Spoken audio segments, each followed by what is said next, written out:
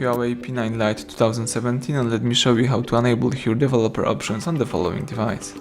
So at the very beginning, let's start by using the home screen. Let's use the apps icon, find and select settings, then let's scroll down and choose system, tap about phone, and here you need to find the build number. Let's tap a couple of times on build number, and as you can see, you are now a developer, so you can go back to previous list, choose here developer options, and as you can see, now you can use the whole list of developer options.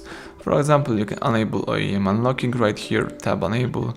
You can also here enable USB debugging. Let's tap allow, and basically that's it. Here you've got other developer settings that you can use. So thank you for watching. Please subscribe our channel, leave thumbs up under the video.